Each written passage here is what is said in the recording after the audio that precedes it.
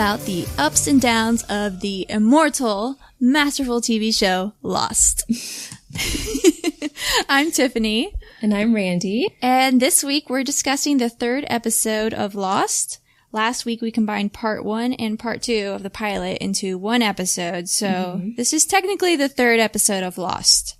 It was written by Damon Lindelof and directed by Jack Bender, and the title is Tabula Rasa, which is Latin for blank slate. Which definitely comes into account in this episode. It totally does, so we'll have to keep that in mind as we run through the whole thing. I don't know if we should say this, but we had a slight audio problem with our last episode. So we're sorry about that, but we're still figuring all this out. So our bad. Yeah. I mean, it's not a huge deal, but we're noobs. We're not professionals. Spoiler alert. We've never done this before. Never. So I thought it was pretty good, honestly.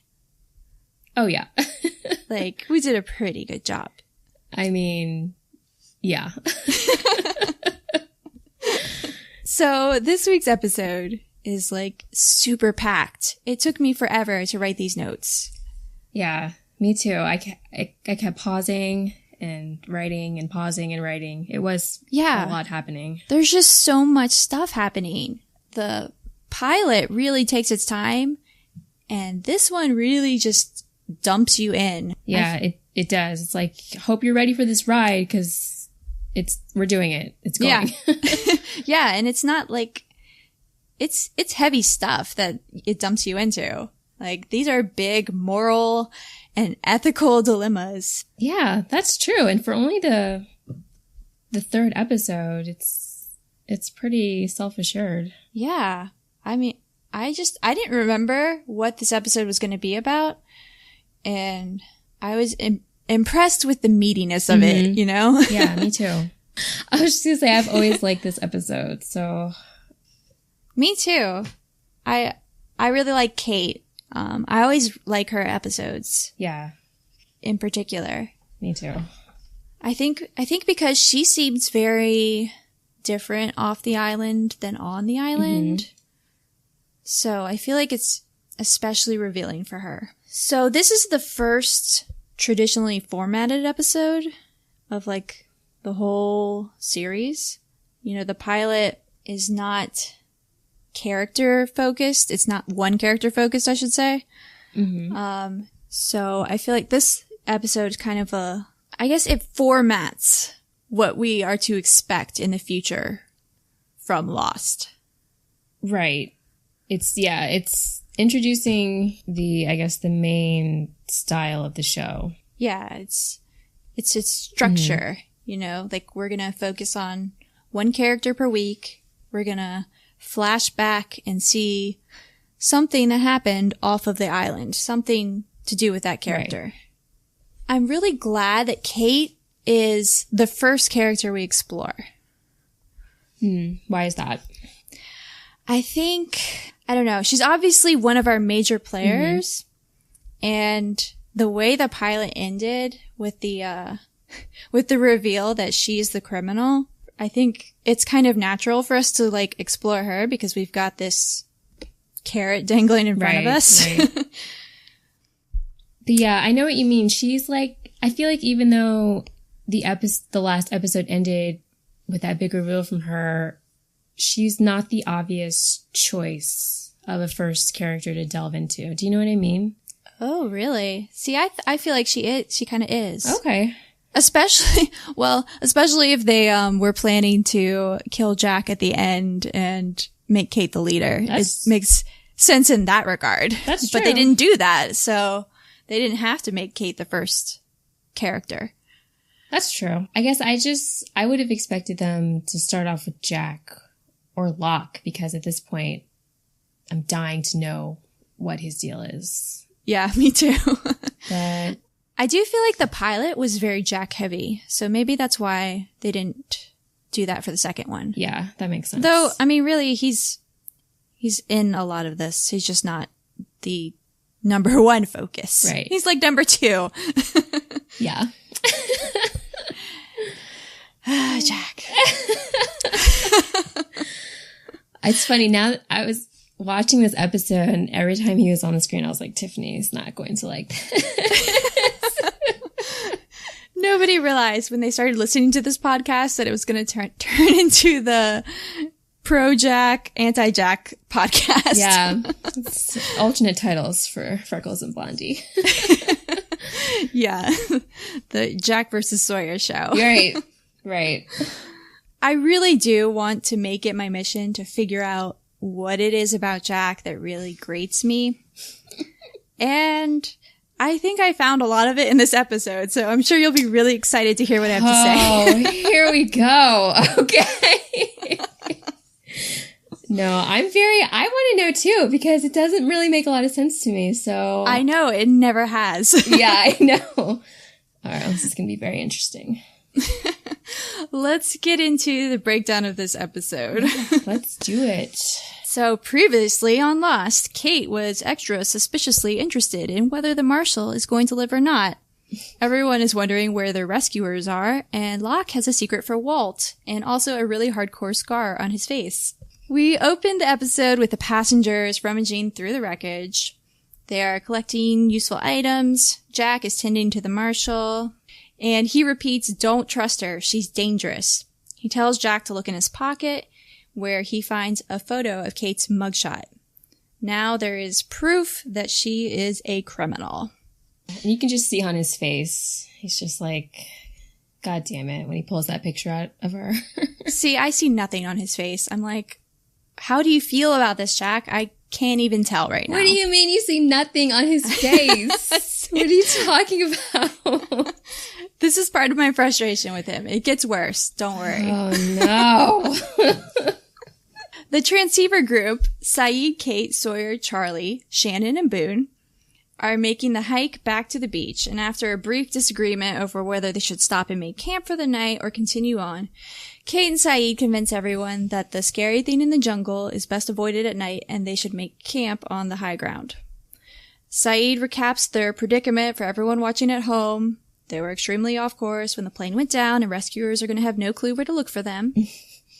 Sawyer redirects the conversation to the French woman on the recording who has been playing for 16 years, saying that they're all dead, though nobody knows who they are.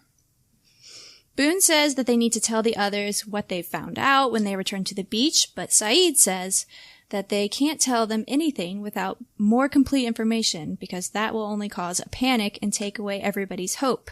Hope is a dangerous thing to lose. So, do you agree with that decision? I kind of do, actually. I don't think it's black and white. I think it's a very gray area, and I can see you agreeing or disagreeing with it, but I tend to think it's kind of practical.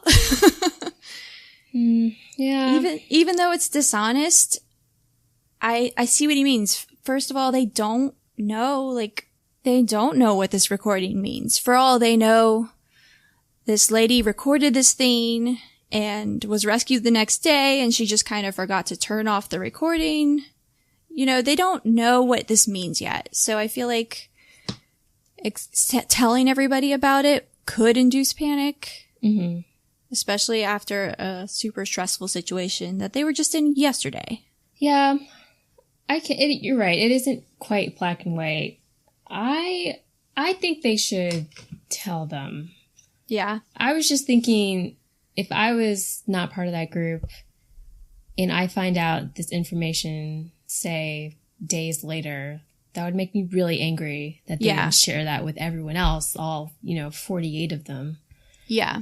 I actually wrote down pros and cons to that, and that was the con, was I feel like it immediately divides the camp. Yeah, it does. Those who know and those who don't know. Right, and I feel like at this point, it's so early. They've only been on the island for a day and a half or something. That I feel like you just got to give everyone all the information right now. Yeah.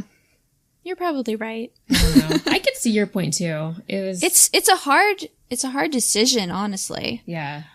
And when they get back to the beach and Saeed goes through with it, I feel like I understand it even more just in the way he does it. Right. But we can talk about that when we get to it. Yeah, definitely. Oh, and in this scene, Sawyer calls Kate Freckles for the first time. Yes, he does. It's adorable. It is adorable. Yeah, he's just, for some reason, when I remember this show and Sawyer and his nicknames, I remember him gradually working up to them.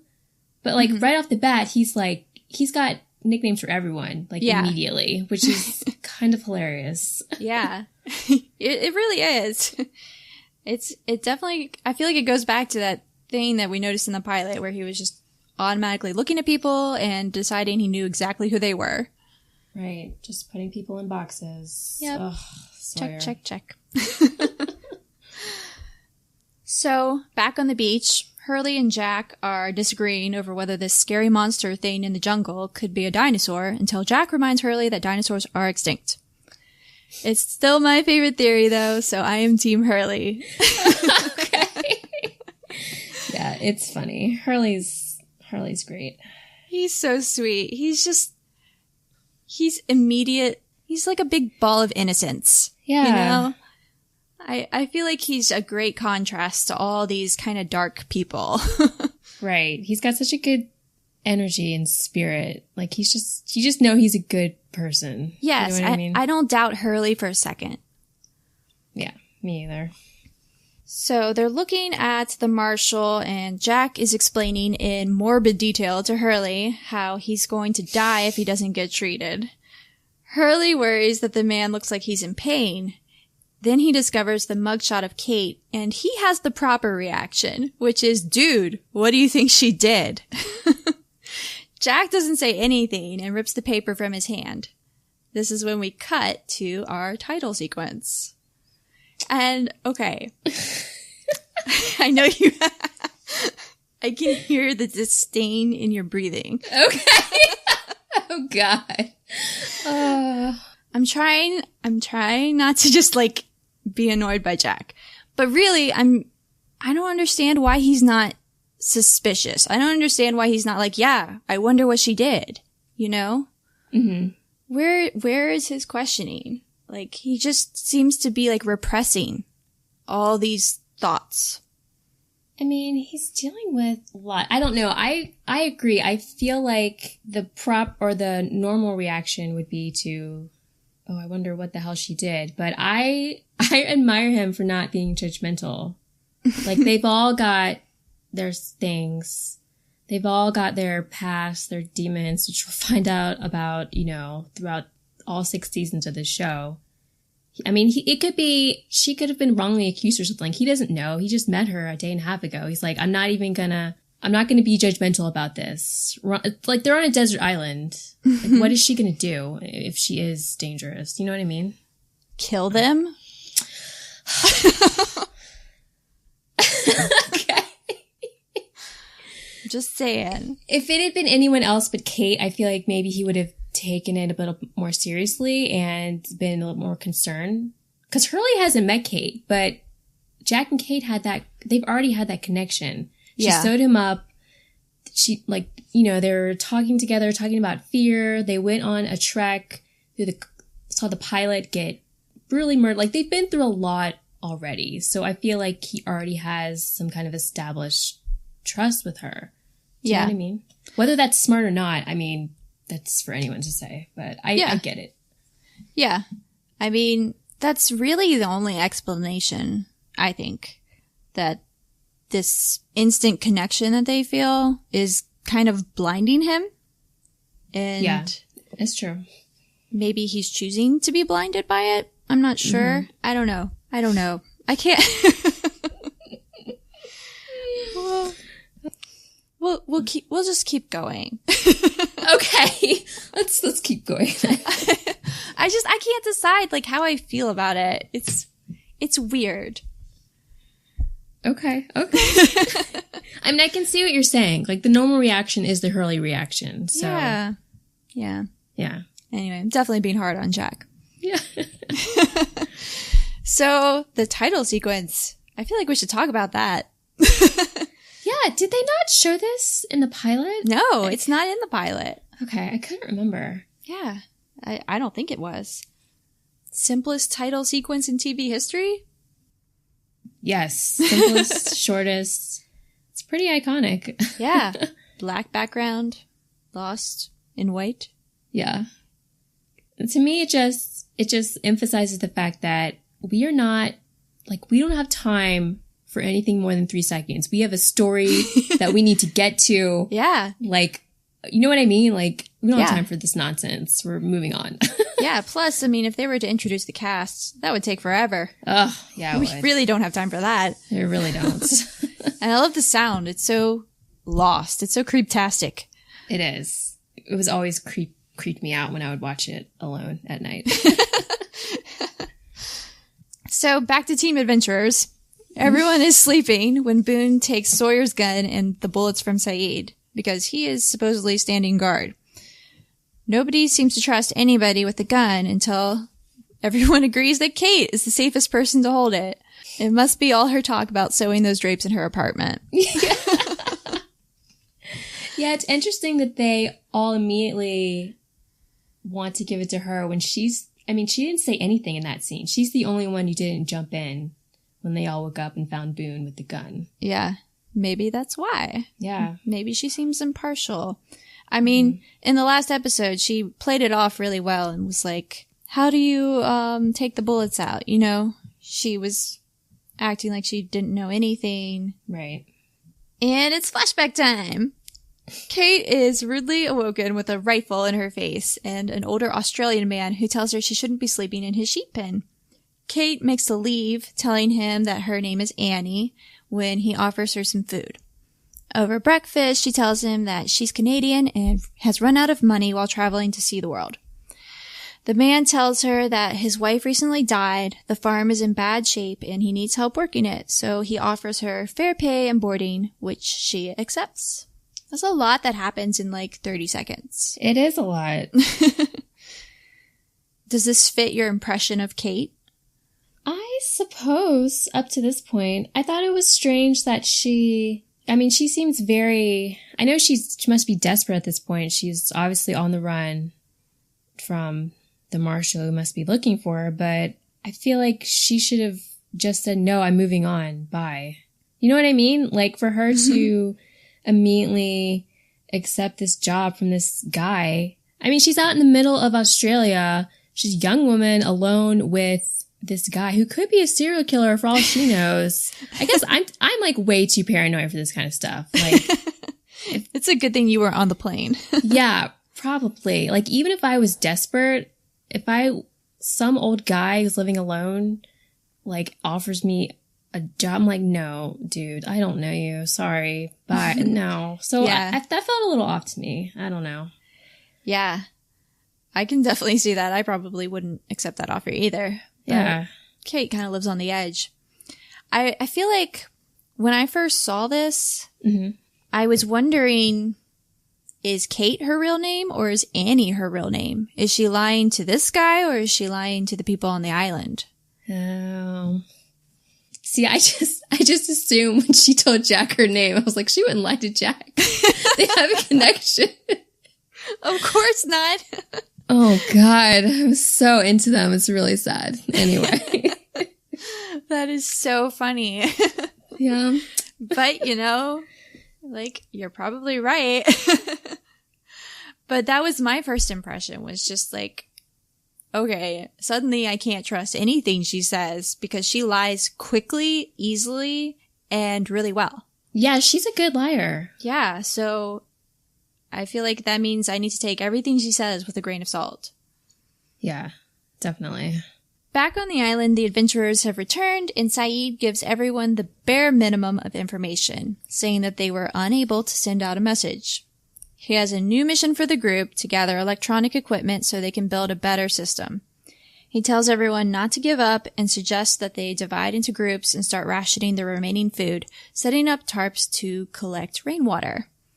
He asks for volunteers to lead each of these groups, saying that he'll run the water group. So, I feel like the way he delivers this information is the best possible way he could have. Because he's not lying. It's true. They couldn't send their message out. He's just kind of not telling them everything. And he's definitely trying to be encouraging and hopeful. He's like, don't worry, guys. Things are going to be okay. Here are our action steps. Here's what we do to survive. And he gives everyone jobs and he's like, hey, I need volunteers. I feel like he's being a really great leader. Yeah, he is a really good leader. He's very diplomatic about the whole thing. Yeah, and he's not forcing anything on anyone. Right. But he has, like, good practical ideas, and he's really efficient about it. Mm-hmm.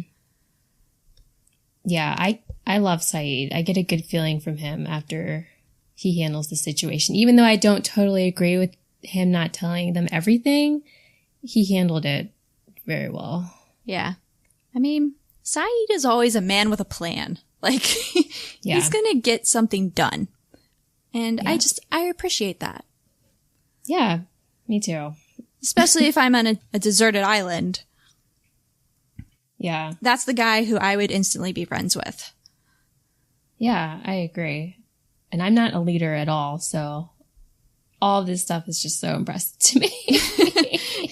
Yeah, I'd like to hang out with the leader. I don't really want to be the leader. Yeah, never. Never, ever.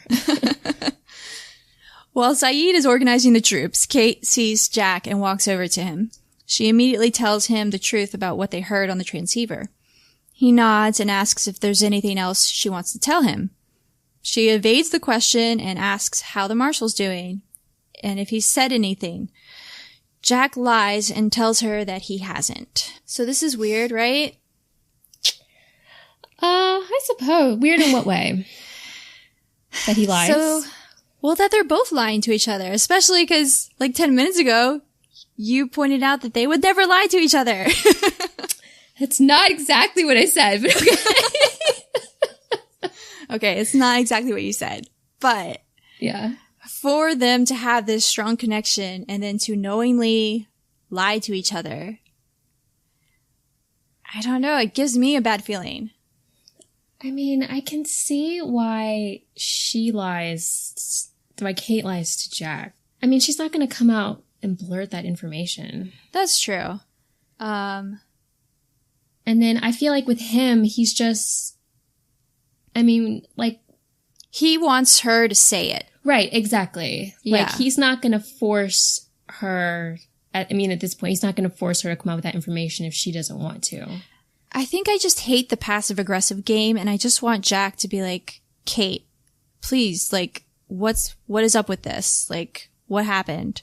You know, I just want him to ask her, not assume or, like, poke her buttons until she tells him something. Like, I just want him to just ask her. You know, they can be really, I'm thinking of no spoilers, but all the future scenes we'll have with them when they're just playing this little game. And it can get very grating. That's just annoying because it doesn't have to be that way, you know? It's unnecessary. Yeah, I kind of wish we had gotten the scene now where he had just, maybe not in like a forceful or mean way, but asked her like, hey, I found that's this what I'm mugshot. saying. It doesn't have to be forceful. It just has to be like truthful. Hey, I found your mugshot in this guy's pocket. Like, what is that about? Ugh, you know, if they did that, their names would not be Jack and Kate. And it would have been totally different people. You are right about that. Ugh, so frustrating. So Hurley asked Jack what Kate said, since he, like any normal person, figured Jack would confront her about this. When he pushes Jack on the issue, Jack responds, I don't know anything. Because, as Hurley points out, the mugshot, the handcuffs, and the marshal saying that she's dangerous are just not very convincing when you add it all up. Jack says it's not his business or his problem. Hurley concedes, figuring that the marshal can deal with it when he gets better. But Jack needs antibiotics for that to happen. Jack heads into the plane, looking for the medicine he needs. Instead, he finds Sawyer, who is looting. Yeah, we'll call it that, sure. It's a wonderful entrance by Sawyer. It's pretty great. It's good comic relief. Yeah, he is very funny. I just, with him, like... I mean, they go on to have, like, a very deep conversation.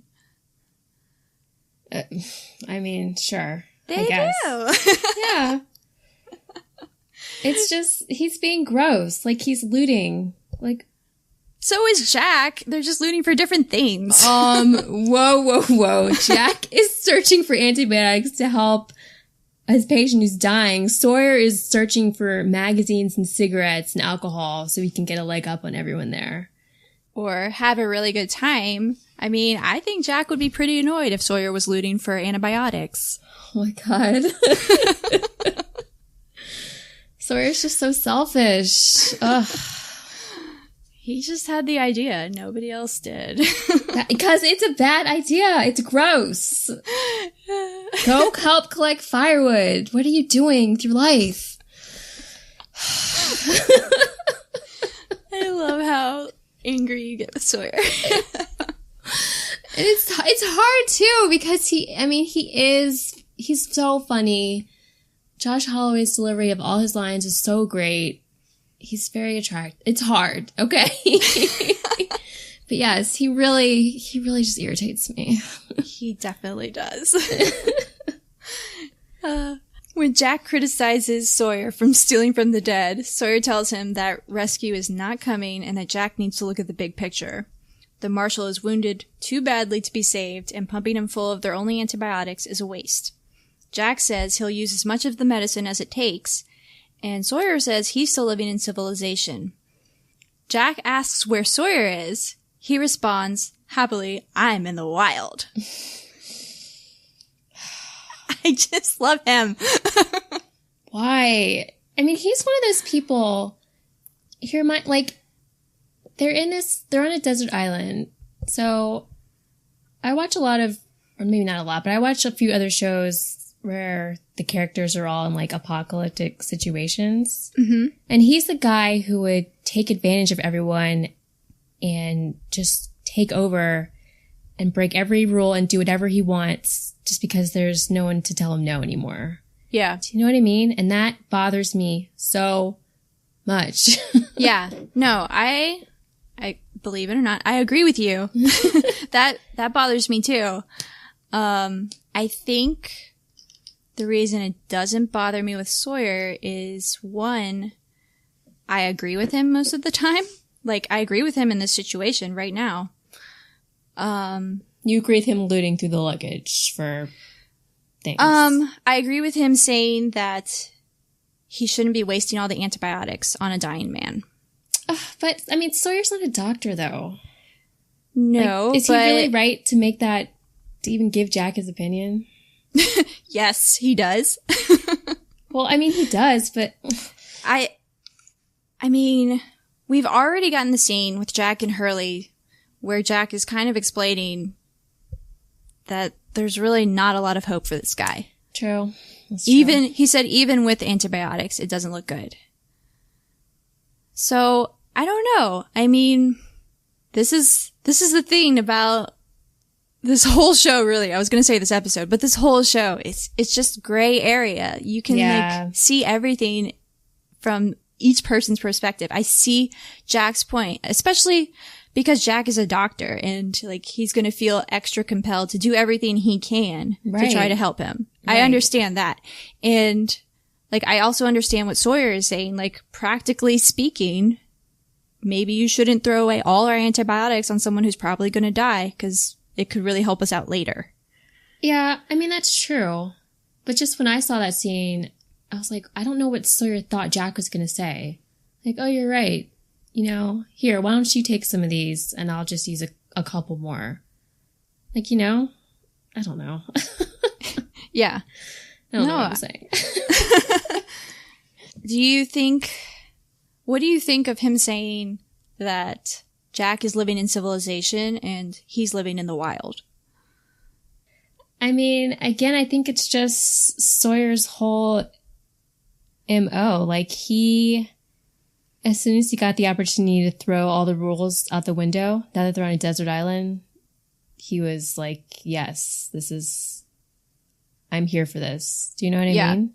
And Jack is completely like the opposite of that in every way.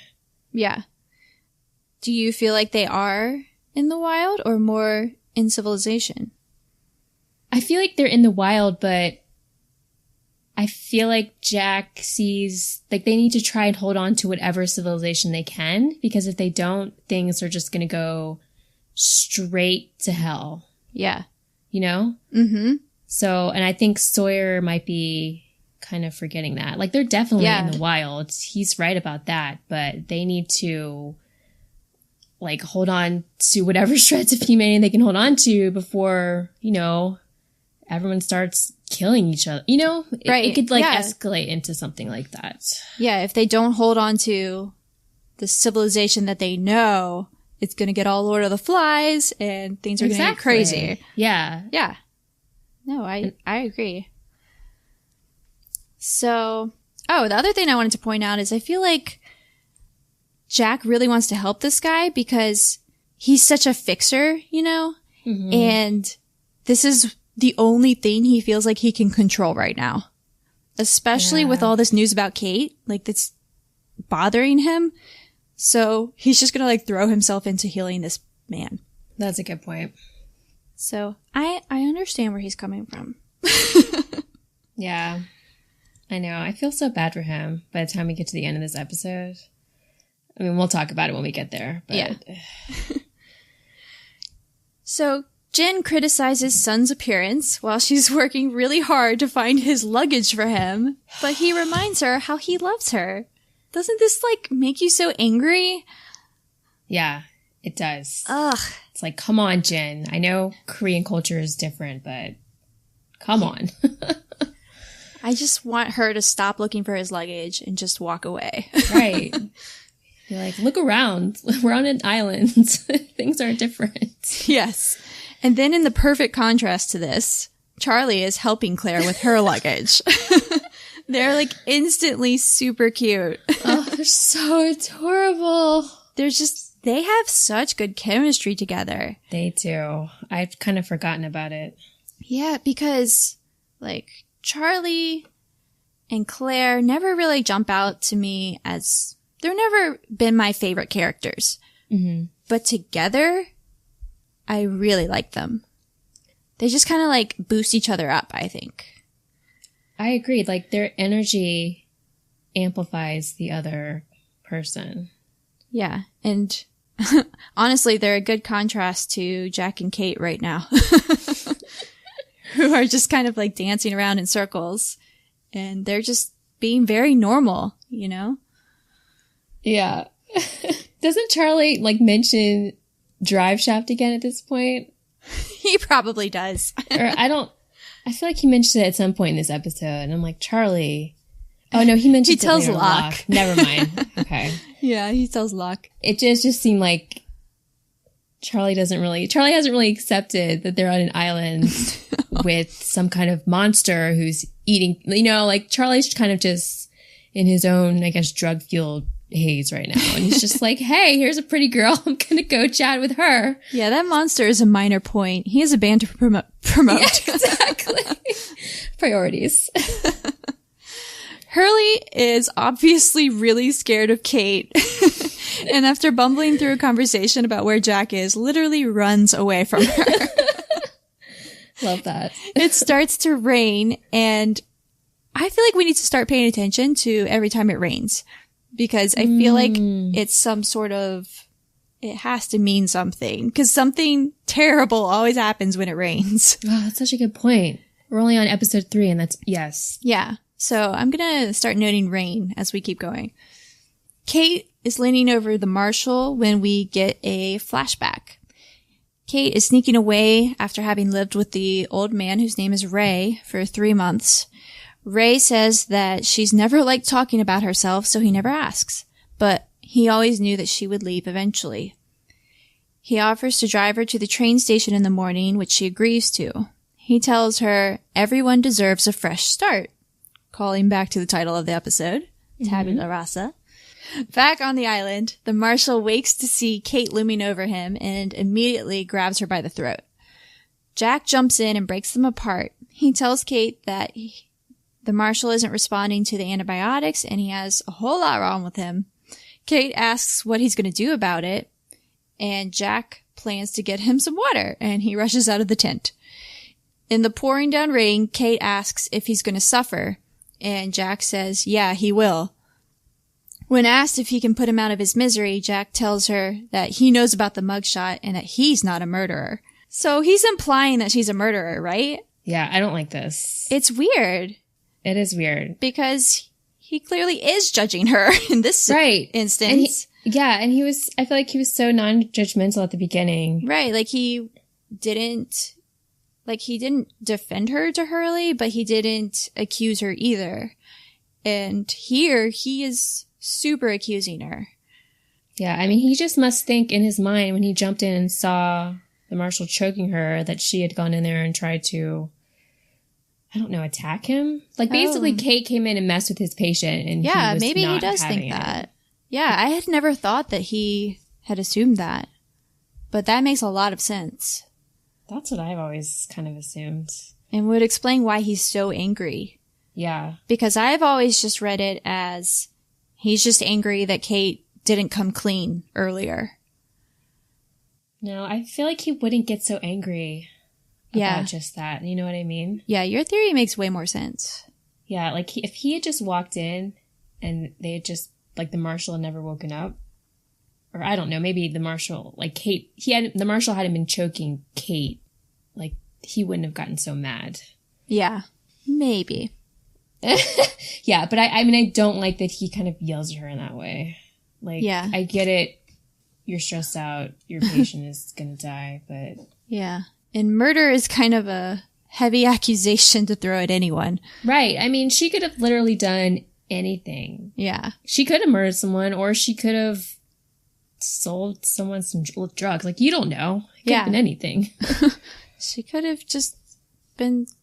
Well, I was going to say a speeding ticket, but you don't get much after a speeding ticket, so no. She could have not paid some parking tickets or something. That's how jail works, right? Right. It's Australia. Yeah, it's different down there. It's really different. We cut to Kate and Ray driving together to the tune of Patsy Cline's You've Got Leaving on Your Mind, which I feel like is so literal for Lost. Yeah. You know, I've never noticed that, but yeah. It's so really? cute. Yeah. I feel like Patsy Cline becomes Kate's anthem. They always play Patsy Cline in Kate episodes. Do they? Yeah. I have literally never noticed that. Oh, wow. I notice it all the time. Maybe... Spoilers! Ah! So hard. Looking forward, we're going to have to look for Patsy Cline. Okay. Yeah, I will definitely... That would be so interesting to keep a track of. But I mean, this, like, the line that they start on with this song is, You've got leaving on your mind, which is what Kate is doing. Mm-hmm. That's true. Ray is acting real shady, and Kate notices. Ray says that he saw her picture in the post office, and that the reward for turning her in is $23,000. He really needs help paying for his mortgage, but he wants her to know how darn bad he feels about it. Thanks, Ray. Yeah, thanks a lot. So weird. Why would he do that? Yeah, why would he do that? I mean, obviously, they've spent all these months together. They've kind of developed, at least in these scenes, it seems like almost a father-daughter relationship. Yeah, and he just betrays her. And I mean, I get $23,000. That's a lot of money. And it sounds like for 3 months, Kate hasn't really been opening up to him, so... I don't know. Maybe he's just over it. That's true. I still don't think she should have stayed with him that long. I feel like she is smarter than that. Yeah.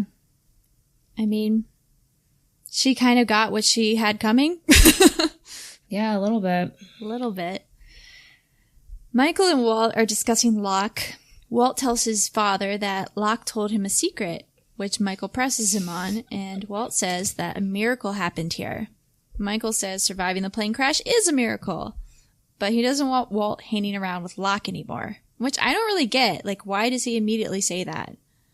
I sympathize with this. Really? You think it's weird? I mean, they're on a desert island, and Michael doesn't know Locke at all. Yeah.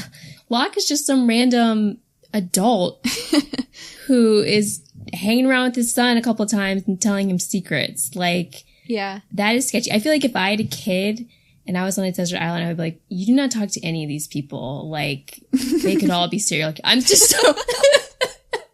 I'm really paranoid, guys, in case you couldn't tell. I think everyone around me is serial killers, so... Man... It's a good thing that I'm the one with the kid, not you. Yeah, it is a good thing.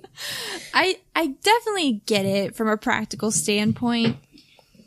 The way he says it, like, he seems to have, like, a bad impression of Locke, which I don't get. I understand, like, we don't know any of these people, you should be careful. But I guess it's the instant judgment that kind of confuses me. I feel like the thing with that, though, is it would have been different if Walt had just said, oh, we were playing board games. But I feel like the fact that Walt said he told me a secret is just so creepy to me. Like, anytime an adult and a child are hanging out and they're strangers, basically, and the adult says, hey, do you want to know a secret? No, use a different word. Not okay. Not ever okay. Stranger danger, okay. Point well taken. Maybe I'm being a little harsh, but... I think, when it's your kid, you're going to err on the side of caution. Yeah. Walt tells Michael that Locke is his friend, and that if Michael were his friend, he'd find his dog Vincent for him. Walt looks unconvinced when Michael promises that when it stops raining, he'll find his dog. Walt looks out at the rain, and suddenly it stops. Michael does not look happy. We cut to Michael wandering through the jungle, talking to himself about the annoyance of his current situation, when he encounters something growling menacingly. He runs right into Sun, who is washing up, completely naked. Whoops. Very awkward. He keeps having these encounters with Sun. Yeah. I wonder if that'll come back later.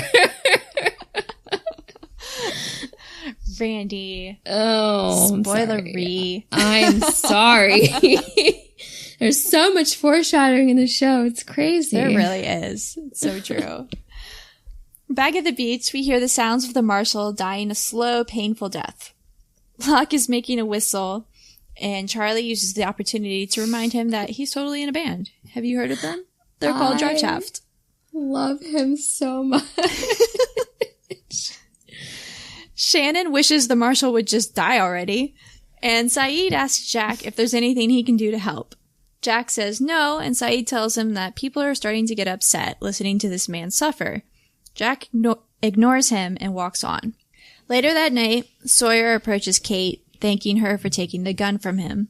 She reminds him that it wasn't her who took it from him. He tells her that the only one who can end the marshal's suffering is the person with the gun. When she looks surprised, Sawyer doesn't buy it and tells her he heard her tell the hero the same thing. See, this is what I like about Sawyer. I feel like he zooms in on the truth.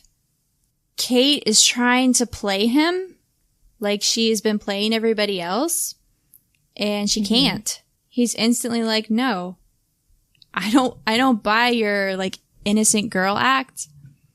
I heard you telling Jack the exact same thing earlier, That's true. Yeah, I do like that quality about Sawyer, I will say. He doesn't mince words. Right. I also like that he refers to Jack as the hero. Mm-hmm. Like, that's exactly how we referred to him in the pilot.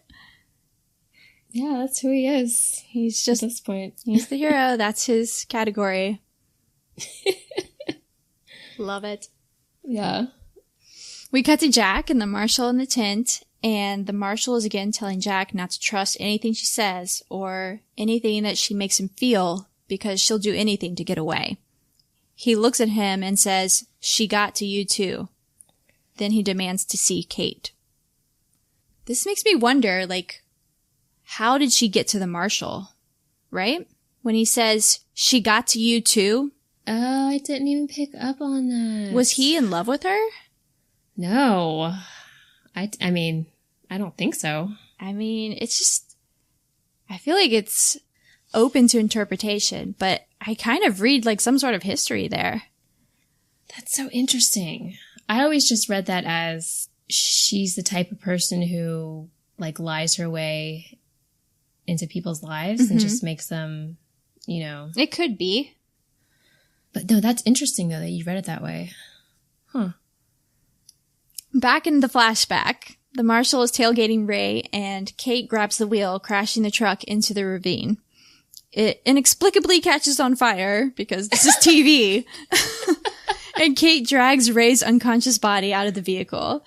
When she stands up, the marshal puts a gun to her head.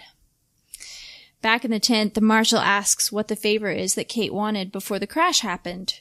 She says she wanted to make sure that Ray got his reward money. For the third time, we hear he had a hell of a mortgage. The marshal says she would have gotten away if she just hadn't gone back to save him. Kate says she is free now, but the marshal doesn't think she looks very free at all. He knows he's going to die, and he asks Kate what she's going to do. Oy vey.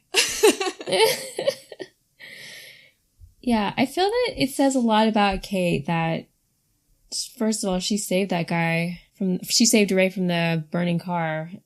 And then, and then she, the favor she was going to ask the marshal was to make sure he got his money. Like, he betrayed her. She didn't have to do either of those things. Yeah, I think it shows that even though it didn't seem like she was opening up to him, that she really was. And she really did care about him. Yeah, she did. She's not all bad. Just, no. We don't know what she did, but she's clearly not purely bad. Right. I mean, at this point, maybe this is a little naive, but I don't trust her, but I get good feelings for her. I'm like, okay, I feel like deep down, you are a good person. Do you feel like she committed whatever crime she is accused of? Are you reading her totally innocent, or you're just not sure? I feel like at this point, I'm thinking there was some kind of misunderstanding. And maybe she did do something, but she didn't intend it in a bad way. It wasn't intentional. Yeah. Outside the tent, Hurley asks where the fugitive is. Jack says in the tent because she's 120 pounds soaking wet. What could she possibly do? That's like super sexist, right?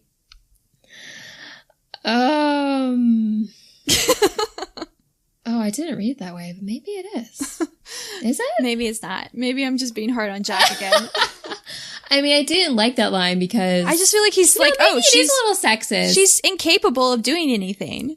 Yeah. You know what? You're right. I don't like that. Hurley explains that Kate is the one with the gun, and suddenly Jack is really worried. He rushes to the tent and sees Kate walking away. She looks at him as a gunshot goes off inside the tent. Sawyer walks out with the gun in hand, and Jack yells, "What did you do?" To which Sawyer responds, "What you couldn't." He says he gets it, that a doctor couldn't do that, but it's what the marshal wanted. He even asked him for it. Something had to be done. How do you feel, Randy? At this point, I'm mad. Really? I'm furious. Yes. It's just, I feel like he doesn't have any right to go in there and do that, even if the marshal asked him to. Really? Even if he asked him to? Yeah, I mean... See, I feel like if he asked, then at that point, it's... What the marshal wants is more important than what Jack wants right now, I think. That's true. I mean, my opinion changes by what happens immediately after this. Okay. So, yeah, something had to be done, but unfortunately it wasn't done very well. Ugh, Sawyer, you had one job. Sawyer fails to actually kill the marshal, perforating his lung instead of shooting him in the heart like he planned. Jack is super pissed off, and Sawyer is visibly upset. Yeah, not good. It's not. Sawyer, if you're going to kill someone, make it a headshot. For sure. Everyone knows that. Mistakes were made. Yeah. So I find it, I guess at this point, the fact that he didn't shoot him in the head and made sure he was dead, especially when he only has one bullet, is so frustrating. Yeah, it's really careless. It is. And it's just like, oh, I just want to shake him. Yeah. But I do, and I can kind of see your point that, I mean, the marshal did ask Sawyer to kill him. And I mean, that was his right to ask him that. And then you can tell it's Sawyer, like when he goes outside the tent and he's trying to light that cigarette and he just throws it on the ground, you can tell that he's so upset about it. Yeah, like he can't even get his lighter to work because I assume his hands are shaking. Right. That makes me really feel for him. Like if he had just walked away at that point and it's like, oh well, yeah. Like I would have been so mad. But now I feel bad for him. Those are the little moments that redeem Sawyer. You just have to see them because I feel like they happen a lot, and I think it's easy to see all the problems with Sawyer, like, you know, this careless act that he just did. But I think the fact that it really visibly shakes him speaks to something good in him.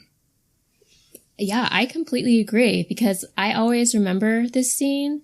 Like this was the scene where I was like, okay, I'm done with you forever. Like it just made me so angry. But when I was watching it this time and he had that whole scene where he looks so upset, I was like, oh, he was trying to do the right and hard thing. Right. So yeah, you're right. It's so hard for me.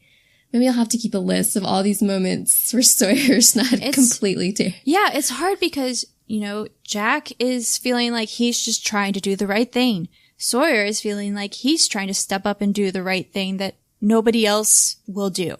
So, like, they're both right in their own mind. They're both doing what they think is ethically the best decision. And I get the sense that Kate was on board with what Sawyer was doing. Like, she seemed to know. And, I mean, earlier, Saeed was like, people are getting real upset. I just feel like most people seem to be like, okay, this guy is suffering. I don't know. None of that honestly matters to me when the marshal himself is asking for it. But that's what Sawyer says. We don't actually see that happen. That's true. And I mean, like, we didn't get a scene. We never saw the marshal asking Jack for that. Right. So we don't know how he would have reacted if he had asked Jack for that. Like, I get that Kate is definitely on Sawyer's, you know, side, and so is Saeed. But I feel like, I mean, no one can expect Jack as a doctor to, like, say, oh, okay, you know, he is suffering. I'm just going to take this gun and shoot him. Like, that goes against everything that he is about as a doctor. You know what I mean? Well, and that's what I like is when Sawyer says, I get it. You're a doctor. You couldn't do that. Yeah. Like, I feel like that's him understanding and, you know, and from his perspective, stepping up and doing what Jack could not do. So. Yeah, Sawyer's so complex because in the pilot, he seemed to just put all of these characters into boxes. And it was so obnoxious. But I feel like in this episode, there's a couple of moments where you feel like he just gets people. I feel like you said that earlier. You know what I mean? Yeah. No, I mean, I think that he's like the Spike of this show. Randy and I also love Buffy the Vampire Slayer. And yeah, I remember the day that I told you that Spike and Sawyer are the same character. Yes. Yeah, he is. They both have that ability to just kind of like call things as they are and really see the truth in a situation. And I think that the way they both go about it in kind of what's the best word? They don't seem to care about what anyone thinks. So they're kind of callous with the way they present the way they think about things. That's so true. So, wow, this is like a huge revelation to me because I For those of you who do not know, I love Spike is the best character on Buffy. Yes, he is, Randy. By far. And I remember too, when we were talking about Buffy and I told you that I like Spike and you were shocked and you were like, what? Oh my God, they're so similar. They're very similar. And so interesting. They both just have to work on their delivery with people. They really do. Yeah. Okay. But they're both really charming. Sawyer a chance. Yeah. So, moving on from this, I love this scene. It's hard to move on from it. I just feel like there's so much to talk about, and this is like the heart of the episode to me. Definitely. We cut to Locke sitting on the beach at dawn, blowing his new whistle. Out from the jungle comes one happy Vincent. Locke wakes Michael and tells him that he found Vincent, but that he should be the one to give him to Walt. Because Locke is the best. Locke is the best. He's so sweet. I mean, Michael can't be mad at him anymore, right? At this point, I would say no. Like, that was such a nice gesture. Yeah, it's super and the sweet. fact that he spent that time handcrafting that whistle, like he could have been doing anything else, literally. True. He could have been like doing something for survival purposes. Right. No. Exactly. Priorities. Yeah. I mean, I guess Michael doesn't know that, but yeah, at this point, I am 100% on Locke's side. Jack stares out at the sea and Kate sits down beside him. She wants to tell him what she did, why the marshal was after her. But he says he doesn't want to know. It doesn't matter who they were before the crash. He says, 3 days ago, we all died. We should all be able to start over. She says, okay. And they seem to be back on good ground again. I love this scene. Really? It's so good. Oh, come on. It's so good. I mean, it's nice. I just can't understand it. I can't understand his reasoning to just like not want to know. I mean, he's just so non-judgmental. But that's not true though, because he's a very judgmental person, but not of Kate, I guess. Right. They have a connection. Like, it's different with her. If it had been anyone else, it would have been completely different. I would never not want to know the bad things about someone just because I care about them. If I care about them, I want to know those bad things and care about them in spite of them or because of them, you know? I don't like that he's like trying to turn a blind eye to her entire past. I don't know if he's trying to turn a blind, well, maybe. I just feel like I'm the same way. I would always want to know. So I admire this quality in him. Oh. Like, I feel like it's such an unselfish thing for him to just say, you know, I don't need to know this about you. Yeah, it's definitely unselfish. And I'm not like, I don't think it's wrong of him necessarily. I just don't understand it, I guess. Because I could never be that way. But I guess in a practical standpoint, though, it would be kind of nice to know if she were really dangerous. You know, if there is a murderer on the island, I feel like you might want to know. Yeah, I mean, that's true. I don't know. I'm just, you know, I'm into them. Okay, so the tone of the scene is very sweet. Like the I forgive you of whatever has happened in your past. Like that's nice. Yeah, and the way they're like looking at each other but not looking at each other. Yeah. Ugh. Anyway.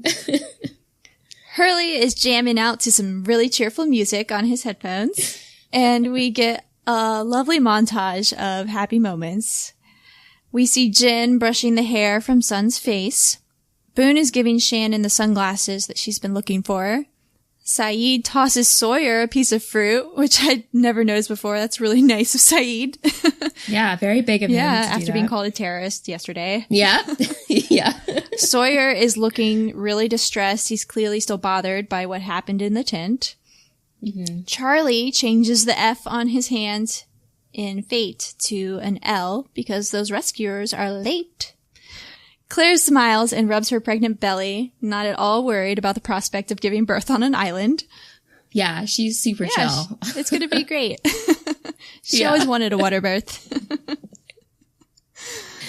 Oh, God. Michael brings Vincent over to Walt, and they have a very happy reunion.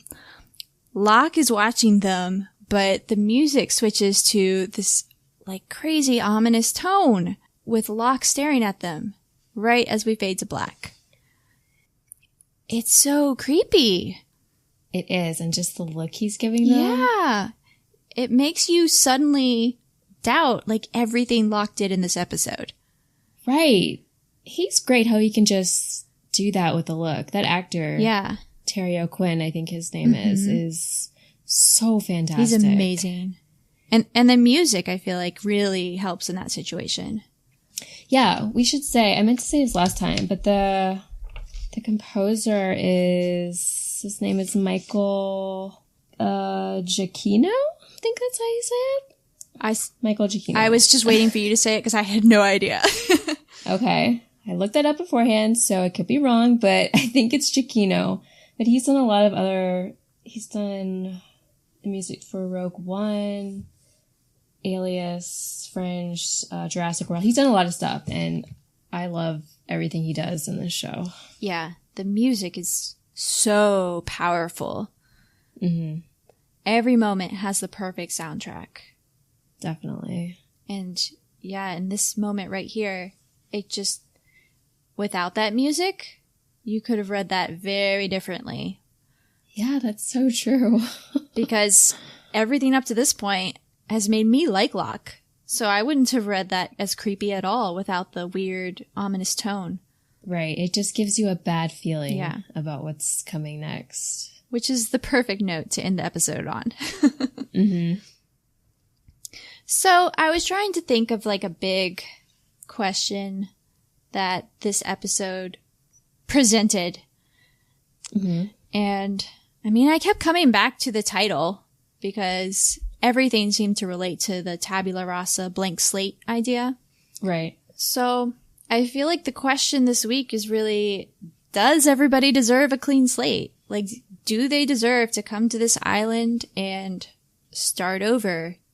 I kind of think that their past matters in some way. If it didn't, why would we be getting all these flashbacks? Okay, so you say no. People need to bring their baggage with them and... Yeah, I think... Yeah, for the most part. Okay.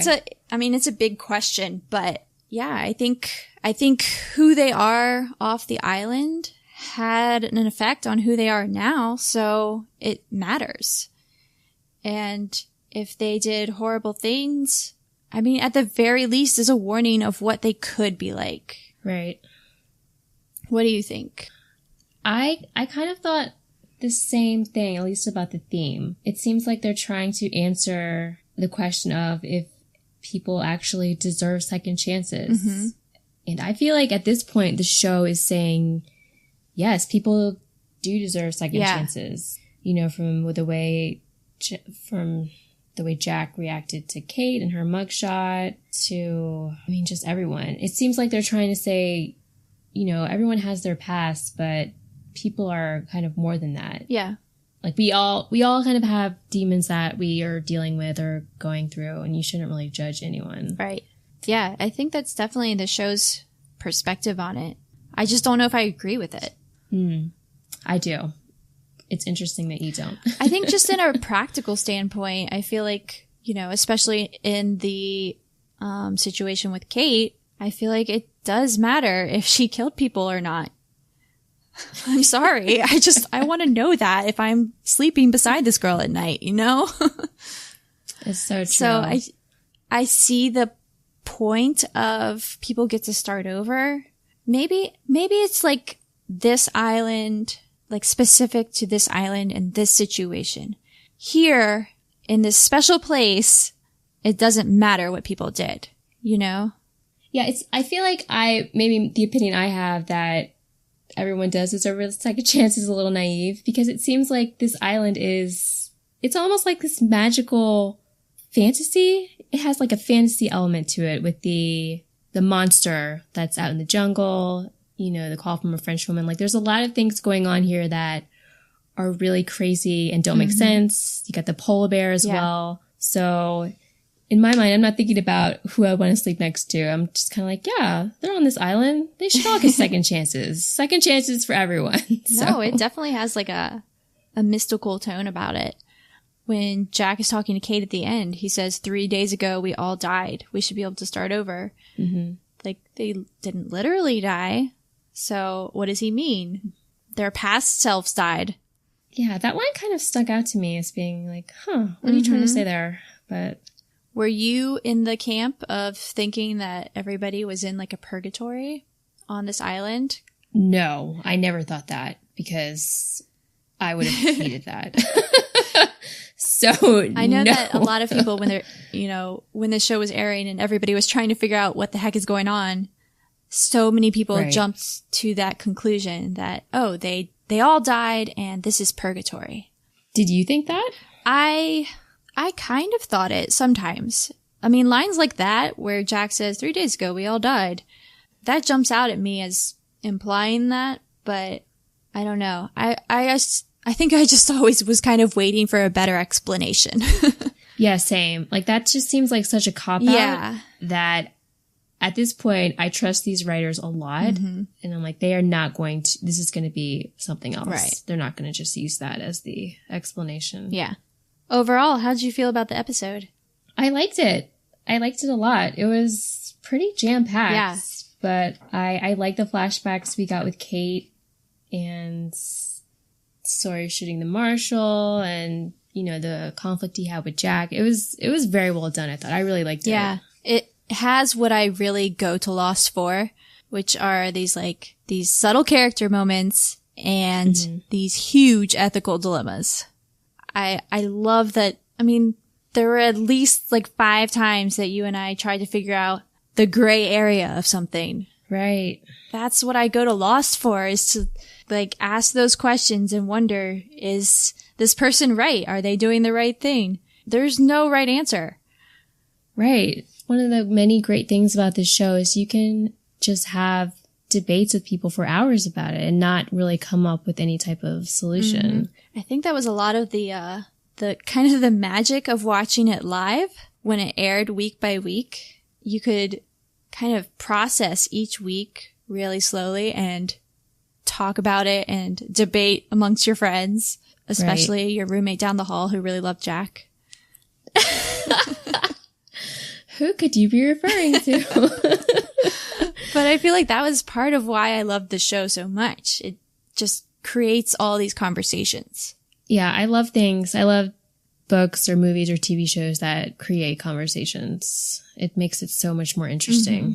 So that's it for this week. Remember, if you're listening to the show and you're enjoying it, please remember to go on iTunes and rate the show and review and subscribe. So that way you automatically get the new episode when we upload it. And we also have a website you should go check out. It's thelostpodcast.com. Tiffany worked very hard on it. I can't really claim anything on there. I'm just glad you remembered the URL. Yeah. Yeah, it's thelostpodcast.com. Go check that out. And we also have an Instagram account at The Lost Podcast. Is that correct? Yep. Instagram and Facebook. We'll have to make a Facebook account. And we have a Patreon page too, right? We have all the things. Yes, we have all the things, guys. Yeah. We have a Patreon page, and if you're enjoying the podcast, then if you just want to throw us $1 a month to help pay for things like hosting a website and podcast feeds, things that just kind of add up, then we would love your donation. Yeah. Tune in next week. Next week we're doing episode 4, Walkabout, which is a fantastic episode if you've never seen the show before. Oh my God, I'm so excited. Yeah, me too. It's pretty great. It might be my favorite episode in the entire run of Lost. Really? That's how excited I am. So next week is going to be a great episode. Yes, lots to talk about. So that'll do it for this week. This has been Freckles and Blondie. I'm Tiffany. And I'm Randy, and we'll see you next week.